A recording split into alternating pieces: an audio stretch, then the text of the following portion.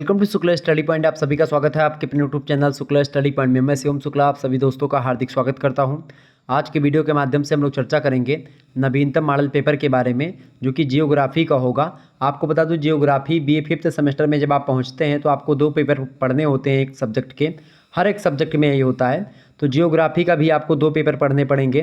तो जो पहला पेपर है उसके बारे में आज की वीडियो के माध्यम से हम लोग चर्चा करेंगे। पेपर 2 का वीडियो जल्द ही आपके समक्ष आएगा, ठीक है। तो पेपर 1 का नाम है रीजनल जियोग्राफी। रीजनल जियोग्राफी को बोलते हैं प्रादेशिक भूगोल। तो रीजनल जियोग्राफी यानी कि प्रादेशिक भूगोल आपको पढ़ना होता है पेपर नंबर 1 में। तो पेपर नंबर 1 यानी कि रीजनल जियोग्राफी से बनने वाले बहुत ही महत्वपूर्ण ऑब्जेक्टिव टाइप के प्रश्नों को आज की वीडियो के माध्यम से चर्चा करेंगे, ठीक है।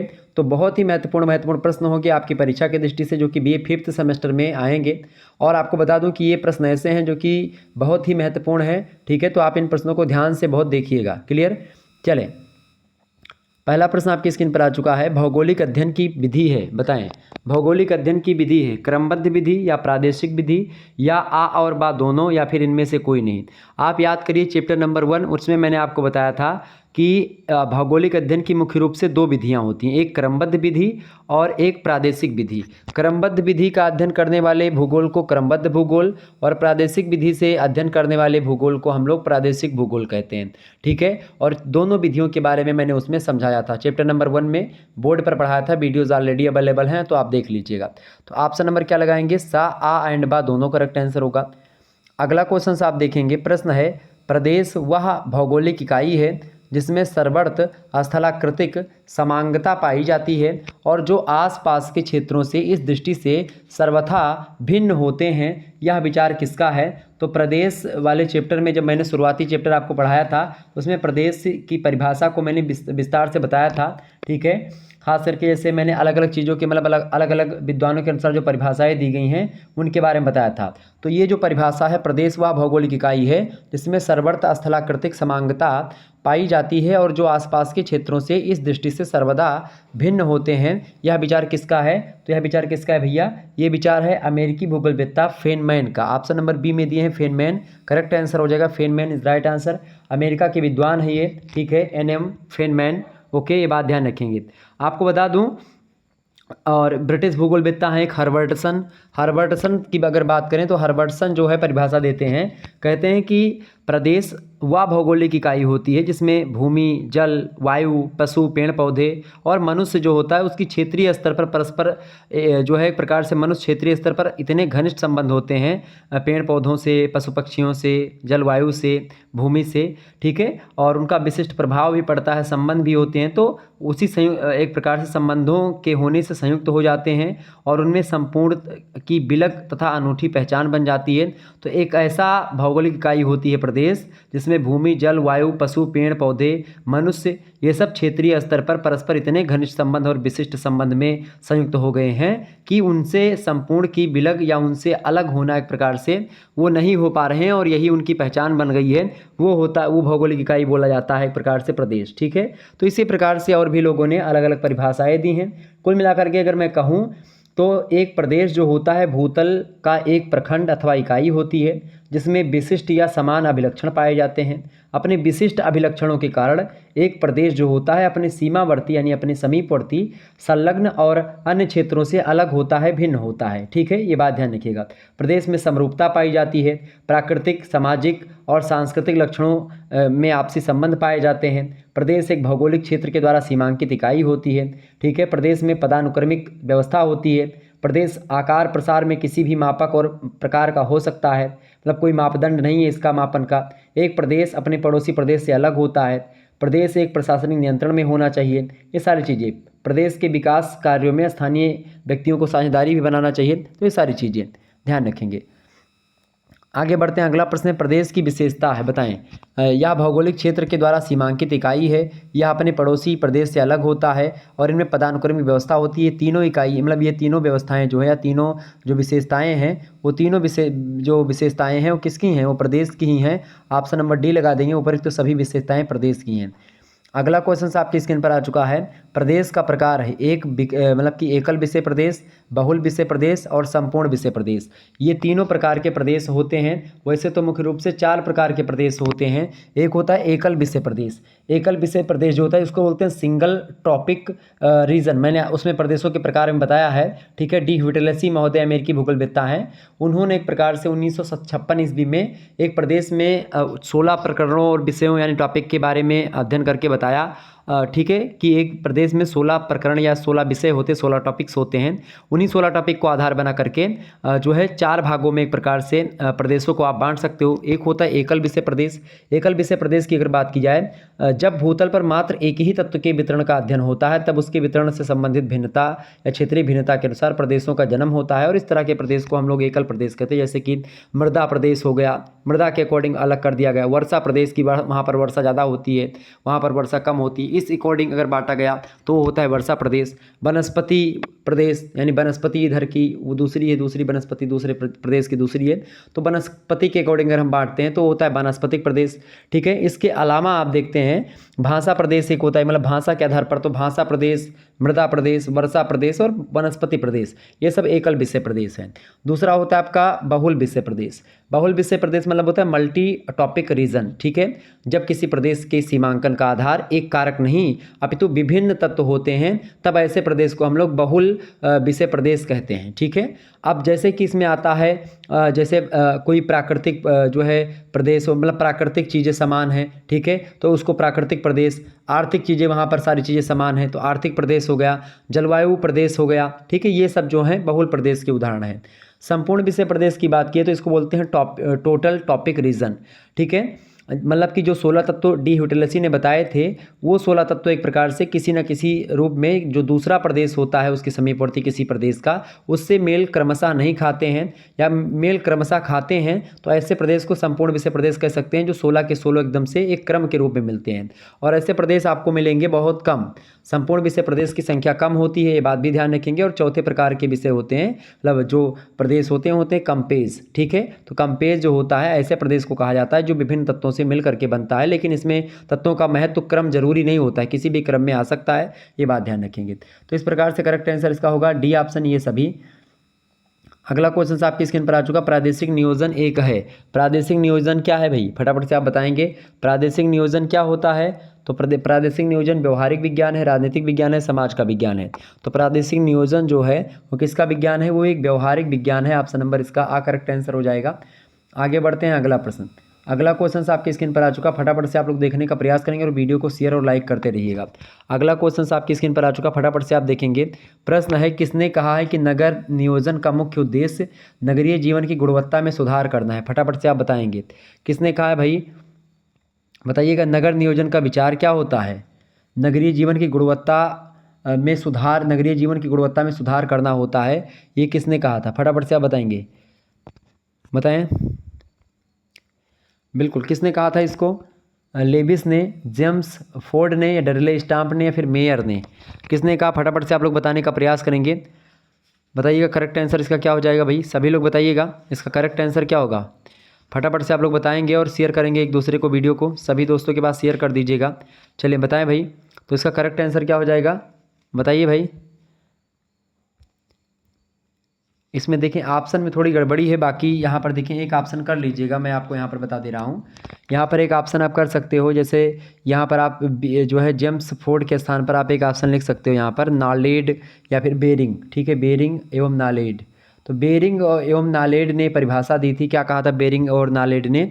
बेरिंग और नालेड महोदय ने कहा था कि नगर नियोजन का मुख्य उद्देश्य नगरीय जीवन की गुणवत्ता में सुधार लाना है, ठीक है। यानी उन्होंने कहा था कि the essential aim of urban planning is to improve the quality of urban life, ठीक है। किसने कहा था? ये नालेड और बेरिंग महोदय ने कहा था, ये बात ध्यान रखेंगे। क्लियर।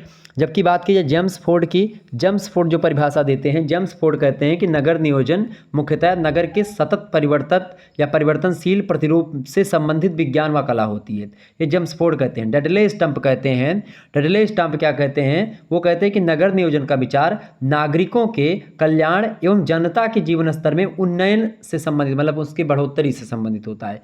तो इस प्रकार से नगर नियोजन की परिभाषा लेविस महोदय कहते हैं।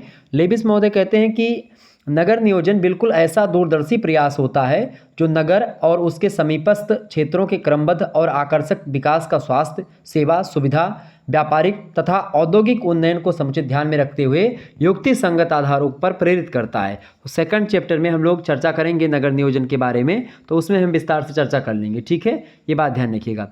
नगर नियोजन क्या होता है, कैसे होता है, विशेषताएँ क्या होती हैं, कितने प्रकार का होता है, सारी चीज़ें हम लोग चर्चा करेंगे। देखें, बहरहाल पहला प्रश्न आप देखें, मतलब इसका जो है आपका है कि नगर नियोजन का मुख्य उद्देश्य नगरीय जीवन की गुणवत्ता में सुधार करना है। तो इसका करेक्ट आंसर क्या हो जाएगा? मैंने आपको बताया था बेरिंग, या फिर एक प्रकार से दूसरा नाम मैंने आपको और बताया था, दूसरा नाम बताया था हमने नॉलेड और बेरिंग का एक कथन है, ये बात ध्यान रखिएगा। ओके, तो जेम्स फोर्ड और सभी की परिभाषा तो मैंने आपको बता ही दी, तो ध्यान रखेंगे इस बात को। ठीक है, यहाँ पर लिख लेंगे आप जेम्स फोर्ड के स्थान पर बेरिंग। ठीक है, ध्यान रखेंगे इस बात को। चले, अगला क्वेश्चन आपके स्क्रीन पर आ चुका है। प्रश्न है भाई, फटाफट से आप देखेंगे। प्रश्न है नगर नियोजन के कितने प्रकार होते हैं? 3, 5, 4 या 6? तो नगर नियोजन के कितने प्रकार होते हैं भैया? 3 प्रकार होते हैं। ऑप्शन नंबर आ करेक्ट आंसर हो जाएगा। अगला क्वेश्चन आप देखेंगे, नियोजन विधि के अनुसार नगर नियोजन के प्रकार हैं। तो नियोजन विधि के अकॉर्डिंग अगर देखें तो नगर नियोजन के कितने प्रकार हैं भाई? बताएं कि प्रकार हैं। तो ये सभी प्रकार जो होते हैं वो नगर नियोजन की हैं। संक्रियात्मक नियोजन, निर्माणात्मक नियोजन और नए नगरों का नियोजन, ये सब जो होते हैं ये सब नियोजन विधि होती है, और ये कई प्रकार के। Option number D correct answer होगा। अगला क्वेश्चन है, नगर नियोजन का उद्देश्य क्या होता है? स्वच्छ और सुंदर बनाना, स्वास्थ्य नागरिक जीवन होना और जनजीवन को सुविधापूर्ण और जो है सुखमय रखना। ठीक है, क्या रखना? सुखमय रखना। ये होता है नगर नियोजन का उद्देश्य। बिल्कुल करेक्ट आंसर होगा option number D option number, ये सभी करेक्ट आंसर होगा। अगला प्रश्न है, नगर नियोजन की संकल्पना है, फटाफट से आप बताएंगे। उपवन नगर, नया नगर या फिर नगरीय नवीनीकरण? तो नया नगर मतलब या नगर नियोजन की जो संकल्पनाएं हैं वो उपवन नगर की भी हैं, नया नगर की भी बात होती है, और नगरीय नवीनीकरण। Option number D correct answer हो जाएगा। ये सभी उपयुक्त सभी। आगे देखेंगे, अगला प्रश्न आपकी स्क्रीन पर आ चुका, फटाफट से आप लोग देखने का प्रयास करेंगे। सभी लोग वीडियो को शेयर भी करते रहिएगा। चलें, अगला प्रश्न है, प्रादेशिक नियोजन एक अंतर विषयी उपागम है जो वैज्ञानिक, सामाजिक एवं नागरिक विषयों के सामूहिक ज्ञान का प्रयोग है। ऐसा किसने कहा था? फटाफट से आप लोग बताने का प्रयास करेंगे। इंपॉर्टेंट प्रश्न है परीक्षा की दृष्टि से, और ऐसे ही प्रश्न आपकी परीक्षा में पूछे जाते रहे हैं। देखें, किसने कहा है कि प्रादेशिक नियोजन एक अंतर विषयी उपागम है जो वैज्ञानिक, सामाजिक और नागरिक विषयों के सामूहिक ज्ञान का प्रयोग करता है? ये कथन किसका है भाई? फटाफट से आप बताएंगे। तो ये कथन किसका है? ये कथन है भाई फ्रीडमैन महोदय का। Option number B correct answer होगा। अगला प्रश्न आप देखेंगे, प्रादेशिक नियोजन के कितने प्रकार हैं? 4, 5, 7 या 6? तो प्रादेशिक नियोजन के कितने प्रकार होते हैं? प्रादेशिक नियोजन के 6 प्रकार होते हैं। ऑप्शन नंबर इसका सा करेक्ट आंसर हो जाएगा। प्रादेशिक नियोजन के कितने प्रकार होते हैं भाई? फटाफट से आप बताएंगे।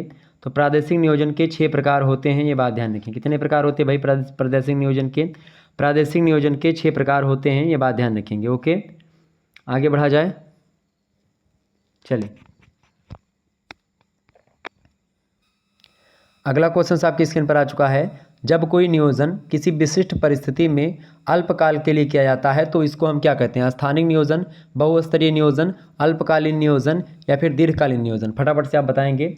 तो प्रश्न आपसे पूछा गया, बड़ा ज़बरदस्त प्रश्न है कि जब कोई नियोजन जो होता है किसी विशिष्ट परिस्थिति में बहुत ही कम समय के लिए किया जाता है तो इस प्रकार के नियोजन को हम लोग बोलते हैं कैसा नियोजन भाई? इस नियोजन को हम बोलते हैं अल्पकालीन नियोजन। अल्प माने कम, कालीन माने समय, और नियोजन माने एक प्रकार से प्लानिंग। ऑप्शन नंबर सा करेक्ट आंसर होगा। अगला प्रश्न है, स्थानिक नियोजन के प्रकार हैं। स्थानिक नियोजन में क्या क्या शामिल है भाई? देखिए, स्थानिक नियोजन में आपका जो है संयोजनवादी नियोजन और विकासोन्मुख नियोजन, ये दोनों शामिल हैं। ऑप्शन नंबर इसका सा करेक्ट आंसर हो जाएगा। आ और बा दोनों करेक्ट आंसर। अगला क्वेश्चन आपकी स्क्रीन पर आ चुका है, आर्थिक नियोजन का उपयोग सामान्य रूप से किन देशों में किया जाता है? विकसित देशों में या फिर विकासशील देशों में? तो भाई एक प्रकार से बताएं, आर्थिक नियोजन का जो उपयोग होता है सामान्य रूप से अगर देखें तो सामान्य रूप से विकसित देशों में ही होता है। ऑप्शन नंबर इसका आ करेक्ट आंसर होगा। अगला क्वेश्चन आपकी स्क्रीन पर आ चुका है, फटाफट से आप देखेंगे। स्थलाकृति के आधार पर भारत को कितने भौतिक प्रदेशों में बांटा गया है? आप बताएं, फटाफट से आप बताएंगे। करेक्ट आंसर इसका क्या हो जाएगा? इंपॉर्टेंट प्रश्न है, स्थलाकृति के आधार पर भारत को कितने भागों में हम बांटते हैं? तो स्थलाकृति के हिसाब से अगर देखें तो भारत को कितने भागों में बांटते हैं, आप लोग सभी लोग फटाफट से आप बताएंगे। तो स्थलाकृति के अकॉर्डिंग आप देखते हैं, वैसे तो कई भागों में बांटते हैं, लेकिन अगर मुख्य रूप से अगर देखेंगे तो इसमें खास करके स्थलाकृति के हिसाब से भारत को हम लोग कितने भागों में बांटेंगे, 4 भागों में बांटते हैं। ठीक है, ऑप्शन नंबर इसका सा करेक्ट आंसर हो जाएगा। अच्छा, इसमें कई प्रकार होते हैं भारत में, आप देखते हैं एक तो भाई भारत जो है ये नक्शा आप देखते हैं भारत वाला, ये देखिए ये भारत का नक्शा है। 1 मिनट में समझिए, अभी थोड़ा सा आपके समझ में आ जाएगा। ये देखिए ये भारत है। तो देखिए भारत में एक तो पहला हो गया आपका उत्तरीय, ठीक है, उत्तरी और ये पूर्वी, उत्तरी पूर्वी पर्वतीय प्रदेश जो होता है, यहाँ तक जो पर्वत है आपका, ये हिमालय पर्वत की पूरी एरिया, ये पहला प्रदेश आप मान सकते हो भौगोलिक स्तर पर। दूसरा प्रदेश क्या होता है आपका, अच्छा यहाँ तक ये हो जाएगा पूरा। दूसरा आपका प्रदेश हो जाएगा गंगा सतलज का ये मैदानी एरिया, ठीक है। तीसरा आपका मैदान हो जाएगा ये एक प्रकार से बीच का जो मध्य का पठार है वो, और चौथा हो जाएगा आपका ये वाला पूरा का पूरा एरिया, ठीक है, ये बात ध्यान रखेंगे। ये और इधर वाला जो होगा दक्षिणी मतलब पूर्वी घाट और पश्चिमी घाट, तो इसमें आपका ये जो द्वीप होंगे इनके किनारे किनारे ये भी शामिल हो जाएंगे, ठीक है। तो इस प्रकार से ये मुख्य रूप से 4 हैं, बाकी बहुत सारे हैं, ठीक है, बहुत सारे जो है खास करके इसको लेकर के कई प्रदेश बताए जाते हैं, जैसे कि उत्तरी पूर्वी प्रदेश, उसमें असम, मेघालय, अरुणाचल प्रदेश, नागालैंड, मणिपुर, त्रिपुरा शामिल होते हैं। पूर्वी प्रदेश में पश्चिम बंगाल, बिहार, उड़ीसा शामिल है। उत्तरी मध्य प्रदेश में उत्तर प्रदेश शामिल है, ठीक है। मध्य प्रदेश में केवल मध्य प्रदेश शामिल है। उत्तरी पश्चिमी प्रदेश में राजस्थान, पंजाब, हरियाणा, हिमाचल प्रदेश है। पश्चिमी प्रदेश में महाराष्ट्र, गुजरात, दादर और नगर हवेली हैं। दक्षिणी प्रदेशों में आंध्र प्रदेश, कर्नाटक, तमिलनाडु, ठीक है, केरल, पुदुचेरी, गोवा, अंडमान निकोबार द्वीप समूह, लक्षद्वीप और मिनिकॉय द्वीप समूह एक है, और दमन और दीप, ये सब शामिल है, ठीक है। तो कुछ ये कैटेगराइजेशन होता है। को मिला करके जो है अलग अलग क्षेत्रों में एक प्रकार से कुछ लोगों ने 7 बृहद प्रदेशों में बांटा है और 42 मध्यम प्रदेशों में बांटा है भारत को सांस्कृतिक रूप से, ठीक है। कुछ लोगों ने एक प्रकार से 15 प्रमुख प्रदेशों में बांटा है, 48 उप विभागों में बांटा है, ठीक है। खास करके बी नाथ महोदय ने बांटा है 1965 में, उन्होंने 15 प्रमुख प्रदेशों में बांटा है, जिनमें पश्चिमी हिमालय प्रदेश, पूर्वी हिमालय प्रदेश, निचला गंगा मैदान, मध्य गंगा मैदान, ऊपरी गंगा मैदान, गंगा पार मैदान, पूर्वी पठार की पहाड़ियाँ, मध्य पठार तथा पहाड़ियाँ, पश्चिमी पठार तथा पहाड़ियाँ, दक्षिणी पठार और पहाड़ियाँ, पूर्वी तटीय मैदान और पूर्वी घाट, पश्चिमी तटीय मैदान और पश्चिमी घाट, गुजरात मैदान और पहाड़ियाँ, और पश्चिमी शुष्क प्रदेश, इसके अलावा द्वीपीय प्रदेश। तो ये एक प्रकार से अलग अलग विद्वान जो है अलग अलग तरीके से बताते हैं, ठीक है। कुछ लोग भारत को 7 प्रदेशों में बांटते हैं और 51 छोटे छोटे प्रदेशों में बांटते हैं, ठीक है। अब जो 7 प्रदेश है उसमें खास करके भट्ट महोदय बताते हैं 1964 में, भट्ट और राव इन दोनों ने मिल करके कहा, ठीक है। और LS भट्ट और जो है BL प्रकाश राव, ये दोनों लोगों ने मिल करके उसको 7 भागों में बांटा पूरे के पूरे भारत के प्रदेश को, ठीक है। उसमें एक दक्षिण भारत, एक पश्चिम भारत, एक पूर्वी मध्यवर्ती भारत और एक उत्तरी पूर्वी भारत, एक मध्य गंगा का मैदान और एक उत्तर पश्चिमी भारत और एक उत्तर भारत, ठीक है। तो इस प्रकार से इन लोगों ने 7 भागों में बांटा है, ठीक है। और मुख्य रूप से अगर देखेंगे तो भारत को एक प्रकार से 4 भागों में बांटा गया है। और जो यहाँ पर पूछा गया कि स्थलाकृति के आधार पर भारत को कितने भागों में बांटा गया है, तो आप बताएंगे 4 भागों में, ठीक है। अब वो 4 भाग कौन कौन से हैं जो स्थलाकृति के हिसाब से बांटे गए हैं? उन 4 भागों में एक तो होता है एक प्रकार से क्या, जो मैंने आपको शुरुआत में ही बता रखा, तो वो चीज़ें, ठीक है। एक आपका होता है प्रशासकीय इकाई, एक होता है संसाधन विकास प्रदेश, एक होता है महानगरीय प्रदेश और एक होता है संक्रमण पेटी प्रदेश। तो इस प्रकार से भी कुछ लोग बताते हैं, ठीक है। तो इस प्रकार से अलग अलग विद्वान अलग अलग तरीके से बताते हैं। आगे देखेंगे अगला क्वेश्चन से, विश्व स्तर पर सांस्कृतिक प्रदेशों के पदानुक्रमीय भाग हैं, बताएं फटाफट से आप बताएंगे। विश्व स्तर पर सांस्कृतिक प्रदेशों के पदानुक्रमीय भाग हैं बृहद प्रदेश, मध्यम प्रदेश, लघु प्रदेश। तो ये तीनों प्रदेश ही होते हैं एक प्रकार से पदानुक्रमीय भाग, ठीक है। आप बृहद माने बड़ा, उससे छोटा मध्यम और उससे छोटा लघु यानी छोटा। Option number the correct answer होगा।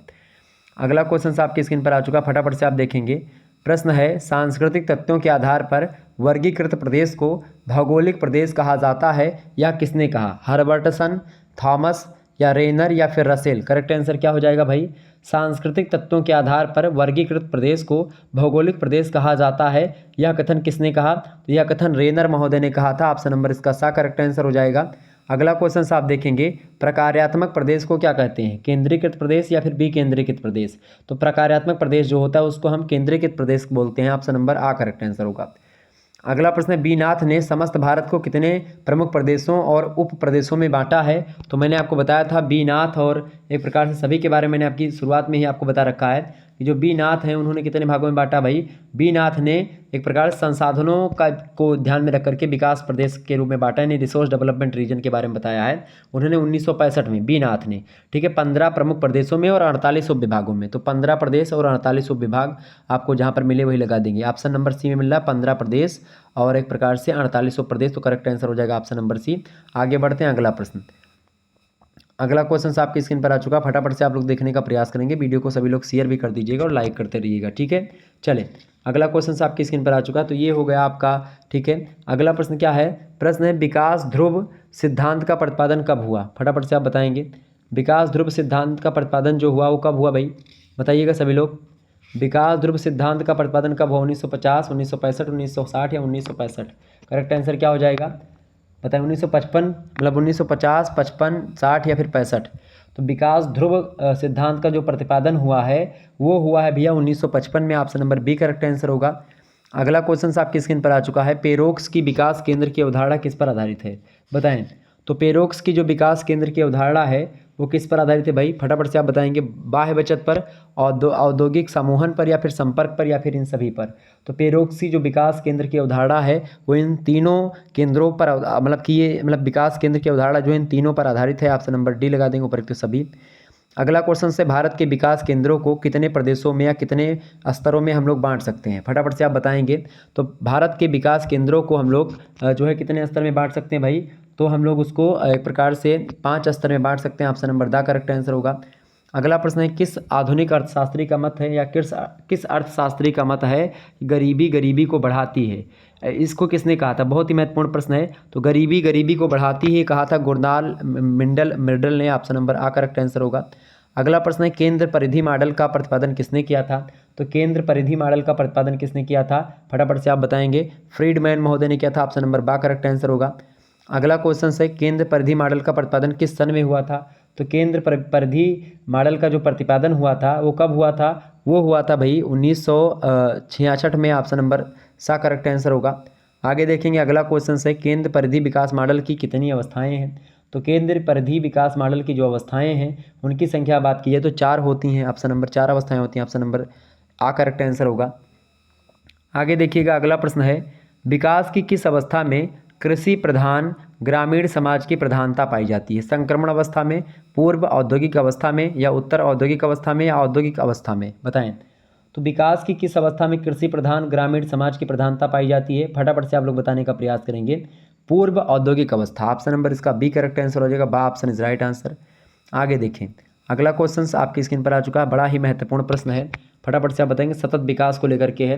सतत विकास का मतलब होता है सस्टेनेबल डेवलपमेंट, यानी ऐसा विकास जो कि एक प्रकार से नवीनता को तो धारण करता हो, विकास तीव्र गति से करता ही हो, इसके अलावा पर्यावरण को भी ध्यान में रखता हो और लगातार विकास होता रहे। ऐसा विकास हो ताकि जितना उपयोग हो सके संसाधनों का उतना मतलब जितना कम उपयोग हो सके उतना कम उपयोग हो सके और भावी पीढ़ी के लिए संसाधन बचे रह सकें। इस तरीके से संसाधनों का उचित पूर्ण तरीके से या तर्कसम्मत तरीके से दोहन करना ही सतत विकास कहलाता है, ठीक है, ये बात ध्यान रखेंगे। सतत विकास की अवधारणा का प्रतिपादन सबसे पहले 1987 ईस्वी में पर्यावरण और विकास के लिए विश्व आयोग जो बना है, world commission on environmental and development, उसके द्वारा प्रकाशित आवर कॉमन फ्यूचर नामक ब्रूंडलैंड रिपोर्ट में किया गया था। सतत विकास के बारे में चीज़ें उसमें बताई गई थी। सतत विकास में कहा गया, ब्रूंडलैंड आयोग में कहा गया कि विकास की वह प्रक्रिया जिसमें वर्तमान की आवश्यकताएं बिना भावी पीढ़ी की क्षमता योग्यताओं से समझौता किए पूरी की जाती हों, वो विकास सतत विकास होता है। रॉबर्ट रेपिटो कहते हैं कि सतत विकास से आशय विकास की उस रणनीति से होता है जो सभी प्राकृतिक, मानवीय, वित्तीय तथा भौतिक संसाधनों का संपदा तथा आर्थिक कल्याण में दीर्घकालीन वृद्धि करने के लिए प्रबंध करती हैं। तो इस प्रकार से चीज़ें बताएंगी, ठीक है। व्यक्तियों को एक प्रकार से प्रमुख स्थान दिया जाता है, समानता पर जोर दे दिया जाता है सतत विकास में। व्यक्ति, रोजगार और पर्यावरण की प्रकृति को ध्यान में रखा जाता है। मानव विकास का पूर्ण ध्यान रखा जाता है। पर्यावरण संरक्षण किया जाता है। गुणात्मक सुधार किया जाता है चीज़ों में। ये सारी चीज़ें हैं। सतत विकास अवधारणा का सर्वप्रथम उपयोग जो किया था किसने किया था, अब प्रश्न यही पूछा गया है। ब्रूंडलैंड आयोग, रॉबर्ट रेपिटो या फिर स्कॉट होम सम्मेलन। अब इसका करेक्ट आंसर क्या हो जाएगा, इसका करेक्ट आंसर क्या होगा भाई, सभी लोग जानते भी होंगे, फटाफट से आप बताने का प्रयास करेंगे। इसका करेक्ट आंसर हो जाएगा बिल्कुल ब्रूंडलैंड आयोग, अभी मैंने आपको बताया था, ऑप्शन नंबर इसका आ करेक्ट आंसर होगा। अगला विकास, सतत विकास की अवधारणा का प्रतिपादन कब हुआ था? सतत विकास की अवधारणा का जो प्रतिपादन हुआ है वो 1987 में। ऑप्शन नंबर इसका सा करेक्ट आंसर हो जाएगा। ठीक है, ऑप्शन नंबर इसका क्या करेक्ट आंसर हो जाएगा? सा ऑप्शन इज राइट आंसर। 1900 कब हुआ था? 1987 में। सबसे पहले वही ब्रुटलैंड रिपोर्ट जब आई थी उसी में बताया गया था। अगला क्वेश्चन से आप देखेंगे, प्रश्न आपकी स्क्रीन पर आ चुका है। सतत विकास की विशेषता है पर्यावरण संरक्षण, समानता पर जोर या व्यक्तियों को प्रमुख स्थान। तो ये सभी option number D correct answer होगा। नेक्स्ट क्वेश्चन से आप देखेंगे, किसने कहा है कि सतत विकास की स्थिति उत्थान अवस्था को पार करने के बाद भी उत्पन्न होती है? ये कथन किसका है? ये कथन किसने कहा था? ये कथन कहा था भैया प्रोफेसर रोस्टो ने। Option number B correct answer होगा, बा ऑप्शन। अगला प्रश्न है, जोहान्सबर्ग में सतत विकास मतलब जो सतत विकास सम्मेलन है वो किस वर्ष हुआ था? जोहान्सबर्ग एक स्थान है, तो उस स्थान पर सतत विकास जो सम्मेलन हुआ था वो किस वर्ष संपन्न हुआ था? तो वो संपन्न हुआ था 2002 में। ऑप्शन नंबर इसका बी करेक्ट आंसर हो जाएगा, बा ऑप्शन इज राइट आंसर। आगे बढ़ते हैं। अगला क्वेश्चन आप सभी लोग देखेंगे, प्रश्न बड़ा ही महत्वपूर्ण है। प्रश्न क्या है भाई? प्रश्न है, विकास प्रक्रिया के भौगोलिक वर्णन की अवस्थाएं हैं। फटाफट से आप बताएंगे। इंपॉर्टेंट क्वेश्चन से आपकी परीक्षा की दृष्टि से ध्यान रखेंगे इस बात को, बताइएगा सभी लोग। प्रश्न क्या है? प्रश्न है, विकास प्रक्रिया के भौगोलिक वर्णन की अवस्थाएं बताएं। तो विकास प्रक्रिया के भौगोलिक वर्णन की जो अवस्थाएं होती हैं वो 4 होती हैं। ऑप्शन नंबर इसका जो है सा करेक्ट आंसर होगा। अगला क्वेश्चन है, किसने कहा है कि आर्थिक विकास का अभिप्राय उस प्रक्रिया से है जिसका केंद्रीय उद्देश्य उच्च तथा बढ़ती हुई प्रति व्यक्ति वास्तविक आय प्राप्त करना होता है? ये आर्थिक विकास की परिभाषा को देते हुए कौन कहता है? तो इसको किसने कहा था? इसको कहा था किसने भाई? वाल्टर क्राउच ने कहा था। क्या कहा था? कि आर्थिक विकास का मतलब उस प्रक्रिया से होता है जिसका केंद्रीय उद्देश्य है, जिसका मूल उद्देश्य जो होता है वो ये क्या होता है? उच्च और बढ़ती हुई प्रति व्यक्ति वास्तविक आय प्राप्त करना होता है। मतलब कि उच्च प्रति व्यक्ति आय मतलब होता है कि भारत के इतने भी लोग हैं या किसी भी देश की जो एक प्रकार से प्रति व्यक्ति आय है। प्रति व्यक्ति आय का मतलब होता है सीधा सीधा कि भाई लोग ज़्यादा रुपया कमाने लगे। ठीक है, उनके पास कोई व्यक्ति मान लेते हैं 100 रुपये एक महीने में एक प्रकार से आप 1000 रुपये बचाता है तो 2000 रुपये बचाने लगे, वो एक प्रकार से प्रति व्यक्ति आय में बढ़ोतरी होती। तो ये चाहता है। ठीक है, वाल्टर क्राउच आर्थिक विकास को बताते हैं। अगला प्रश्न, विकास एक ऐसा आकस्मिक और निरंतर परिवर्तन है जो विस्तार की उत्कृष्ट भावना से गति प्राप्त करता है। यह कथन किसका है? बताएं। तो विकास एक आकस्मिक या एक ऐसा आकस्मिक और निरंतर परिवर्तन है जो विस्तार की उत्कृष्ट भावना से गति प्राप्त करता है। यह कथन किसका है? यह कथन शुम्पीटर का है। Option number B correct answer हो जाएगा। करेक्ट आंसर बी ऑप्शन यानी बा ऑप्शन शुम्पीटर। अगला क्वेश्चन से, विकास को प्रभावित करने वाले आर्थिक कारक कौन कौन से हैं? तो विकास को प्रभावित करने वाले आर्थिक कारक में मानव संसाधन शामिल है, प्राकृतिक संसाधन भी शामिल हैं और तकनीकी तथा नव परिवर्तन को भी हम लोग आर्थिक विकास में या विकास को प्रभावित करने वाले तत्वों में आर्थिक कारकों के रूप में शामिल करते हैं। Option number the correct answer होगा। उपरोक्त तो सभी ये सभी। अगला क्वेश्चन से, विकास को प्रभावित करने वाले अनार्थिक कारक मतलब जो आर्थिक कारण नहीं है वो कौन कौन से हैं? तो विकास की आकांक्षा, अंतर्राष्ट्रीय परिस्थितियाँ और सामाजिक कारक, ये सब विकास को प्रभावित करने वाले अनार्थिक कारक हैं। ऑप्शन नंबर इसका भी डी लगाएंगे आप, ऑप्शन नंबर दा, यानी कि ये सभी।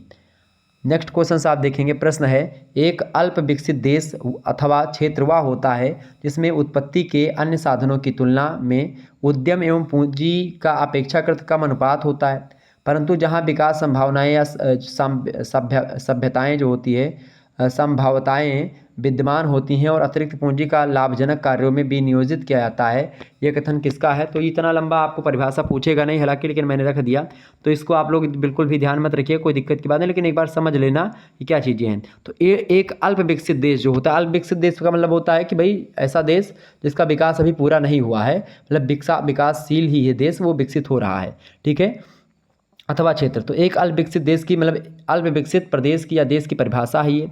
तो एक अल्प विकसित देश अथवा क्षेत्र जो होता है वह होता है, क्या होता है? जिसमें उत्पत्ति के अन्य साधनों की तुलना में उद्यम और पूंजी अपेक्षाकृत कम अनुपात में होता है। मतलब कि जैसे पूंजी कम होती है वहाँ पर और जो उद्यम होते हैं, उद्यम माने जो उद्योग होते हैं वो कम होते हैं वहाँ पर, इसीलिए वहाँ पर अल्प विकसित उस देश को बोलते हैं, क्योंकि वहाँ पर उद्योगों का विकास कम होता है और उत्पादन के साधनों पर खास करके जो उत्पादन के साधनों का एक प्रकार से अभाव होता है। ठीक है, संसाधनों का पूर्ण दोहन नहीं हो पाता है, उनके पास उच्च तकनीकी नहीं रहती है, तो वो होता है एक प्रकार से अल्प विकसित। और परंतु जहाँ विकास संभाव्यताएं विद्यमान हैं और अतिरिक्त पूंजी का लाभजनक कार्यों में नियोजित किया जाता है, यह कथन किसका है? तो एक प्रकार से यह कथन किसने कहा था? यह कथन कहा था भैया प्रोफेसर मैकलियोड ने।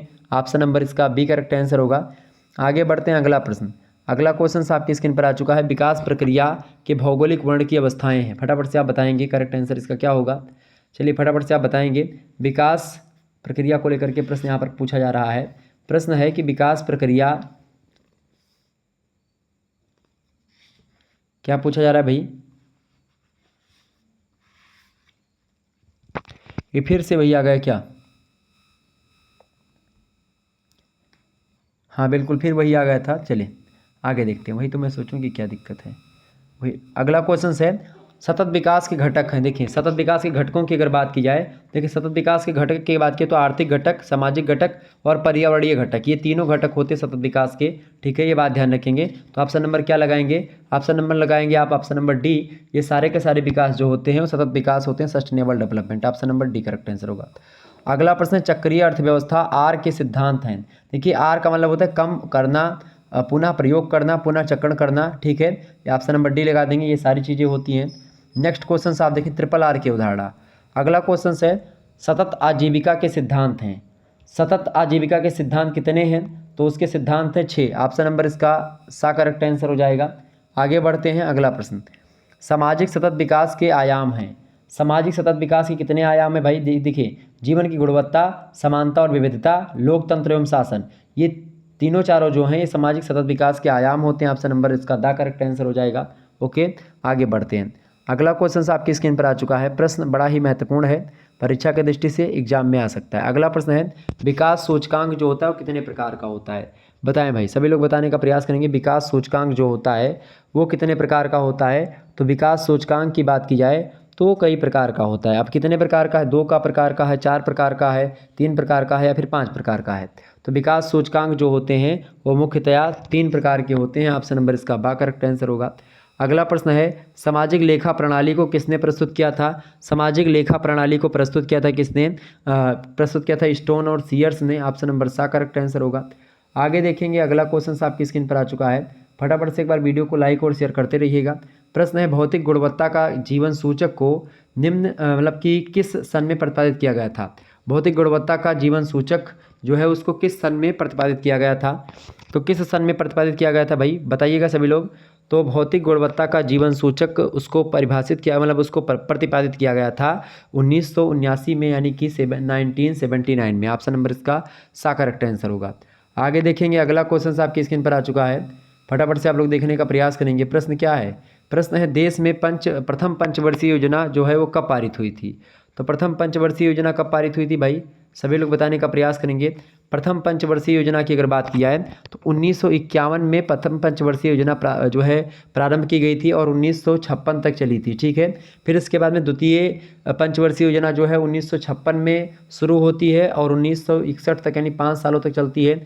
फिर 1961 से लेकर के 1966 तक जो है तृतीय चलती है। फिर उसके बाद में आगे आप बढ़ेंगे, जो एक प्रकार से 3 वार्षिक योजना है इसके बाद में। अच्छा, तृतीय पंचवर्षीय योजना जो है वो एक प्रकार से 1961 से 1966 चलती है, लेकिन फिर उसके बाद में क्या होता है 1966 से लेकर के, ठीक है, 1966 से लेकर के 1969 तक त्रिवर्षीय योजना चलती है, 3 सालों की है। फिर उसके बाद में चौथी पंचवर्षीय योजना 1969 से चलती है, कब तक? 5 उसमें जोड़े यानी 74 तक चलती है। तो इस प्रकार से ये होती है चौथी। फिर 5वीं आती है 1974 से 1978। फिर छठी पंचवर्षीय योजना 1980 से 1985, इस प्रकार से। अच्छा, बीच में जो है 1978 के बाद में आप देखते हैं 74 से 78 तक चली।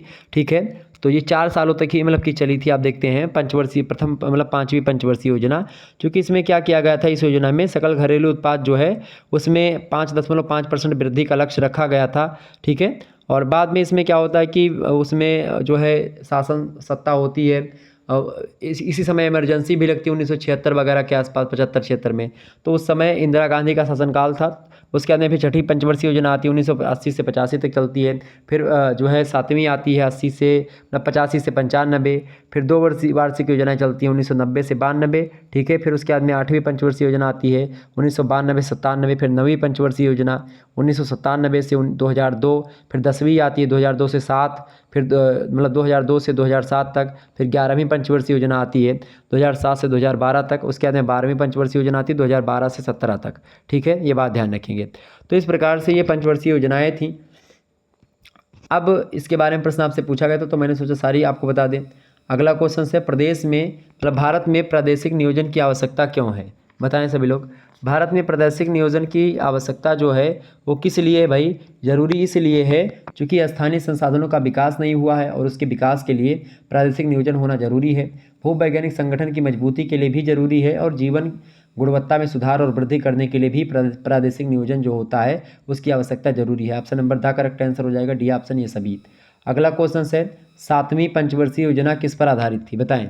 आधुनिकीकरण पर या फिर एक प्रकार से आत्मनिर्भरता पर या सामाजिक न्याय पर? 7वीं पंचवर्षीय योजना जो थी वो इन सभी पर आधारित थी, आत्मनिर्भरता पर भी, आधुनिकीकरण पर भी और सामाजिक न्याय पर भी। आगे देखिएगा, अगला प्रश्न है, 9वीं पंचवर्षीय योजना के उद्देश्य क्या हैं? कृषि व ग्रामीण विकास को प्राथमिकता, बिल्कुल ठीक बात है। महिलाओं का सशक्तिकरण और जनसंख्या वृद्धि का नियंत्रण, ये तीनों जो है 9वीं पंचवर्षीय योजना का उद्देश्य रहा। Option number the correct answer होगा। अगला प्रश्न है, वर्तमान में भारत की आर्थिक विकास दर कितनी है? तो वर्तमान में भारत की जो आर्थिक विकास की जो दर है वो 8% के आसपास थी। ऑप्शन नंबर इसका बा करेक्ट आंसर हो जाएगा, है भी। तो इस प्रकार से आप लोगों ने कई सारे प्रश्नों को समझा। और आपको बता दूं पीए 5th सेमेस्टर में अगर आप हैं तो आप मॉडल पेपर देख लीजिएगा। हिंदी का पार्ट 1 और पार्ट 2 दोनों दे दिया हमने, तो आप देख लीजिएगा। पार्ट 1 में लगभग 100 से अधिक ऑब्जेक्टिव प्रश्नों को बताया है, पार्ट 2 में भी लगभग 100 से अधिक ऑब्जेक्टिव प्रश्नों को बताया। 1 घंटे की वीडियो है तो आप उसको देख लीजिएगा, खूब समझा करके मैंने इसमें समझाया है। और बाकी हिंदी का भी एक प्रकार से हिंदी आलोचना वाला पोर्शन बचा हुआ है, उसको भी मैं कुछ दिनों में करवा दूंगा, ठीक है। 1-2 दिनों में उसकी भी वीडियो आ जाएगी, 1-2 दिनों में, ठीक है। मध्यकालीन इतिहास का मॉडल पेपर दिया, उसमें 100 से अधिक ऑब्जेक्टिव प्रश्नों पर मैंने चर्चा करी, तो आप लोग इसको भी देख लीजिएगा। इतिहास की नैतिकता और व्यावसायिक उपयोगिता वाला मैंने दे दिया, तो आप इसको देख लेंगे, ठीक है। चलिए फिर मिलते हैं हम नेक्स्ट वीडियो में, तब तक के लिए जय हिंद जय भारत। आप सभी का बहुत बहुत धन्यवाद हमारे से जुड़ने के लिए। इसी प्रकार से अपना प्यार हमेशा बनाए रखिए। Good night, I love you, बहुत बहुत धन्यवाद।